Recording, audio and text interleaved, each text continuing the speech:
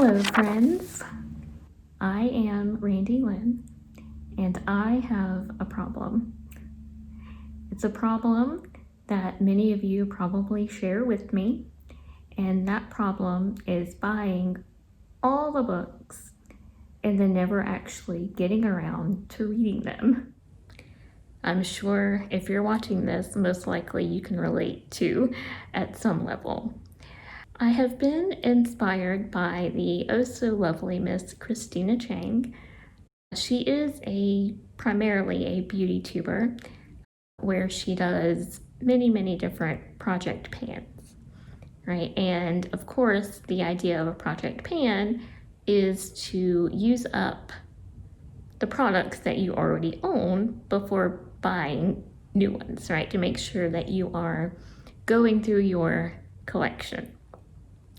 And Christina is also a fellow book lover, and so she started a second channel called A Novel Idea, in which, to fit her theme of project pans, her monthly TBRs she called Pan Those Books. And so, with permission, of course, I did ask. I wanted to take that idea of painting books and use them more in the traditional sense of panning something. So instead of it being my monthly what I will or plan on reading, I will be using it as my monthly wrap up. What did I actually go through or read that I already own? So let's hop over into my collection just to give you a sense of what I have. All in all, I have 14 science fiction and fantasy books. I have 4 general fiction, 8 nonfiction, and 2 classics, for a total of 28 books. Now, I know that may not seem like a ton of books to you, because there are many other people who have far larger collections that they would like to get through. But for me, it's pretty hefty. I am not one to read 10 or 12 books in a month.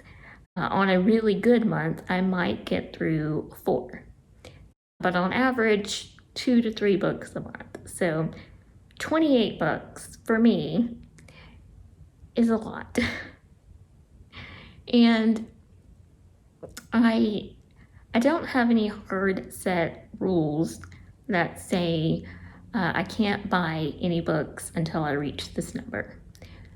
But I am going to be using this project, as inspiration, some motivation to read what I have. I'm not going to force myself to only read the things that I have, because that is a great way to put yourself into a reading slump and then not read anything, which is not helping at all. But if I do want to read something that I don't own, I will make a valid effort to make sure I'm using either my library or Scribd before I ever actually go buy a book. And if I do decide that I am going to buy a book, it has to be read then. As soon as I get it, I have to be able to read it. That will be my next read. I will also give myself a good amount of leeway on my nonfiction books, because, you really have to be in the mood to read a nonfiction book. And so if, let's say, I'm doing really great and I'm getting through all of my other books, but I still have maybe half or more of my nonfiction books left, I'm not going to be too sad about it. I'm okay with having more of those in my collection.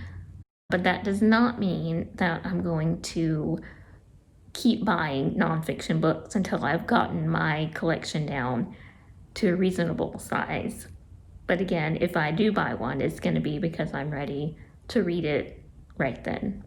Okay? So if you understand my struggle, I hope that you will stick around and give me some motivation or tips or anything that you have or would like to share on how you manage your collection.